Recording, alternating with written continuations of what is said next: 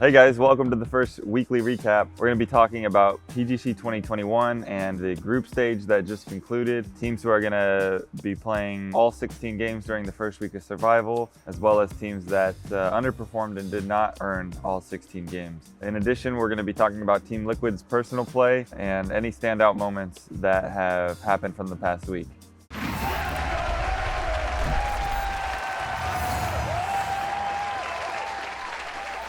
So the goal of ranked decision or group stage is to place in the top 16 out of the 32 participating teams. And if you can do that, you're going to earn all 16 chances at weekly survival.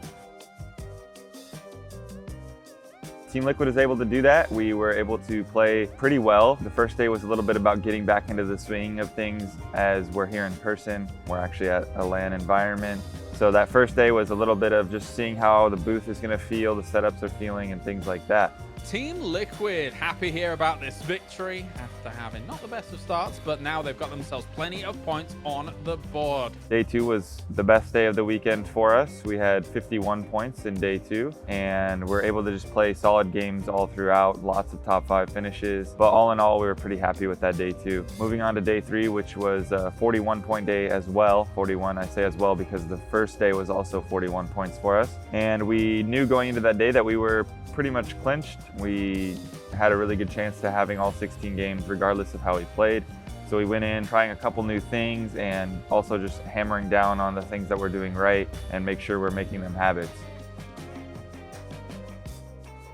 Looting from spots that aren't Pachinki and Picado is not always easy. It's something that we're still learning about rotations and what the best timings and things like that are. So it was really good practice. We're really looking forward to the weekly survival that's coming up this week and all 16 chances. So if we're able to win one of those games, then we'll be in the weekly finals this weekend, which is where we really want to be, because if we can be in all 3 weekly finals, then we have a really good chance at going to the grand finals. And that's the ultimate goal of the whole event, is to get to the grand finals and win that championship and be PGC 2021 champions. The stage here at PGC 2021 is absolutely beautiful. This venue is incredible. I would say it's one of the greatest esports venues that we've had. Basically playing in a luxury mall. There's hotel rooms around us. We're 2-minute walk to the lobby of our hotel. There's everything you want as far as food and drinks and 24/7 convenience store. And the venue is just absolutely incredible. It's great to be back in a LAN environment, to see your friends again, see your fellow competitors, the people who kind of understand you most in life. They do the same thing on a daily basis. Sometimes you get to meet new friends, people you haven't met before if it's their first event, and that's always fun as well. So this first adaptation period has been great. Banana culture has been great. Our team environment is awesome. The management we have with Goulden being here and Vard, our sub, we just have an awesome team atmosphere. So we're really looking forward to the rest of the event and producing the results that we want and we want for you to be able to see. So there's a lot of familiar faces here at PGC 2021. A lot of Europe is the same teams. A lot of NA is a lot of the same players that were at PGIS. New orgs entering with Space Station re-entering PUBG, Dignitas coming back as well. TSM moving their team from Europe to picking up an NA roster. So a lot of fun things have been happening. It's great to be back, to see everyone in person. Just to watch the way that PUBG is growing and continuing to improve is really great to be a part of.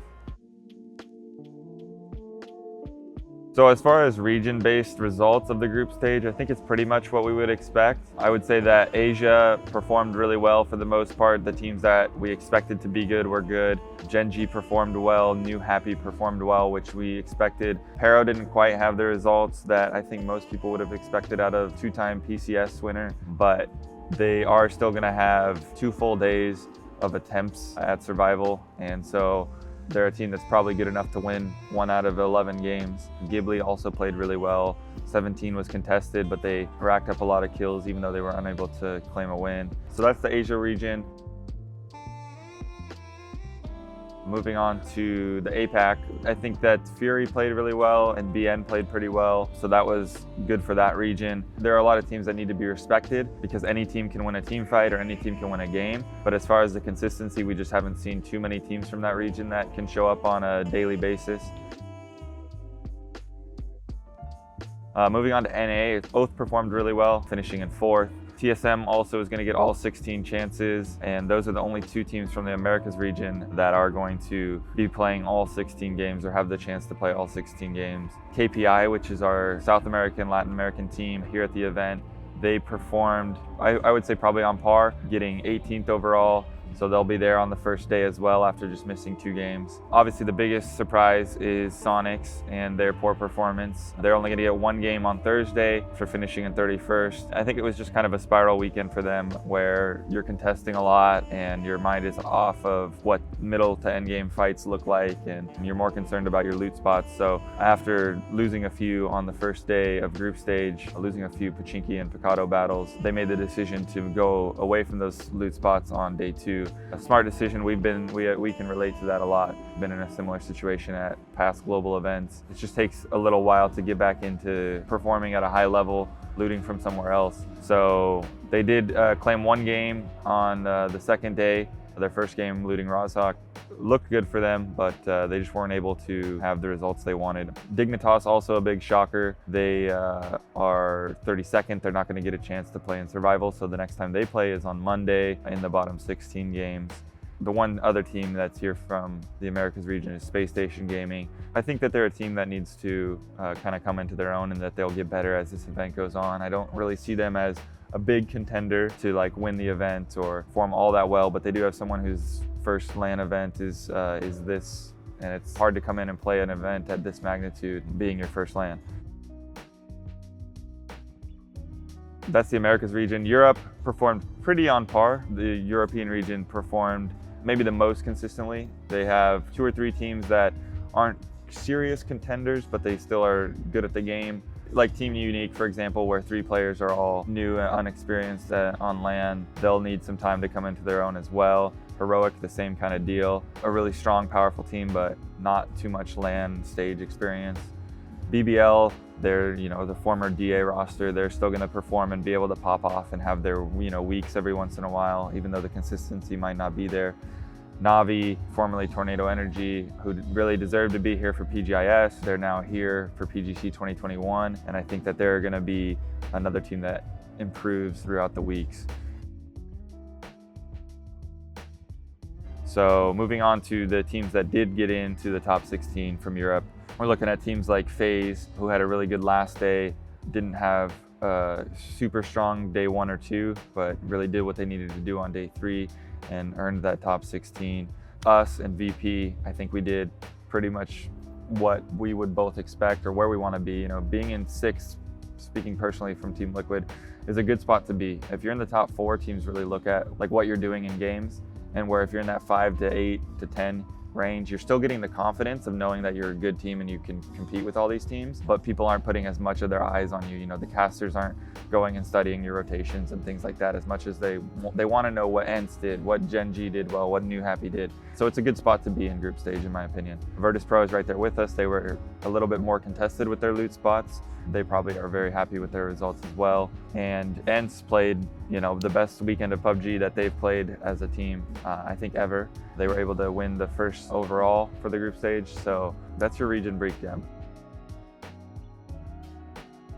So talking about the 3 standout Western teams from the first weekend, it has to be ENCE, who had an incredible performance. They played the best PUBG they've ever played, in my opinion. You can see it in their faces. They're just having fun with their celebrations after winning games, and I think it's really cool what they're doing for PUBG. Their style of play really paid off through this group stage. It's going to be interesting to see how they adjust to survival and also adjust to stronger lobbies when it comes to weekly finals and potentially the grand final. I think it's really fun to see them perform well, and we'll have to see how the few weeks kind of pan out for them. But now they know their ceiling, and a team that plays with confidence is a scary team. On the other hand, the teams from the West that didn't perform well, Sonics and Dignitas. I think Dignitas, their IGL hasn't really played at an event this level, kind of only played at online events for the most part, especially the past 2 years. When games start going bad for you and nothing seems to be going right, it kind of becomes a self-fulfilling prophecy. I know that they had a lot of issues too with like crashes or couldn't catch a break kind of thing, which happens in PUBG from time to time. close friends with a couple of them, so I was able to hear firsthand about the games where they feel like, okay, we actually are in a good position to rack up some kills and placement in this game, and then they have a player whose computer crashes and the game's not able to be remade, so they end up losing 2 players because of it, and then they have to play as 2. So yeah, things like that where just nothing's going right was kind of the story for Dignitas. I look for them to be a team that goes into the losers 16 or the bottom 16 on Monday. I'd be surprised if they're not in that top 8 to 6 range at least, and get more chances to play the following week's weekly survival games. Sonics, obviously everyone's talking about, everyone loves memeing. When you call yourselves the best and you really have that sense of pride in your loot spots and things like that, just as much as you deserve it and you deserve respect, you also deserve a little bit of heat when you're not playing to that potential, the potential that you hold yourself to. I will say this about Sonics: if there's any team at this event who gets one game to try and qualify and can do it, it's these guys. We did see the most hot drops and contests for cities that we've seen at any major event, I would say. And it wasn't just like Pachinki and Picado like we've seen in the past. It was a bunch of other different loot spots as well, Power Grid and things like that. So I think that teams that obviously they have bigger egos, they know that they're the best teams from their region, so they expect to want to prove it on the world stage. But also when you know that you have 18 total games during this group stage, you're able to risk a few games, try and get those kill points, try and see if the other team is willing to leave. In survival, we should probably see a little less contention just based on what the goal of the game is. You don't get any points for those kills. All right, so for 5 teams that I would be surprised not to see in the weekly final, Gen G would probably be the first one. I think they're playing really smart. They're taking middle when they can. They're playing edge really well when they can't. So they're finding ways to get into the late games, and they won 4 games. So that would be a team that I'd be surprised not to see. New Happy as well, I think, is a team that I'd be surprised not to see in. However, their playstyle is a bit more fighting based. They like to accrue their points through kills, but I think that they're just a team that mechanically they might be one of the best teams here. So I'd be surprised not to see them in the weekly finals as well. Fury is a team that I think is playing really well and playing good rotations, good calls on sends, good splits, good rotations. So Fury, I think, is from the group stage, I think a team that I saw perform the best positioning wise throughout the mid game. Ghibli as well. Ghibli seemed to kind of have a magnet on them this weekend. That usually means that they have a knack for finding compounds or taking good splits early on. So I think they're playing really well. And then VP would be my 5th team that I'd be shocked not to see. There's a few teams that I think would have a harder time in this survival format and qualifying for weekly finals. It'd probably be teams like BN. They're a young team, and I think that this is their first survival experience. I would say MCG as well, or 17 Gaming. These are teams that I think they're really strong mechanically, but I think they are a little too aggressive for the survival format, which I think could come back to kind of bite them in the butt.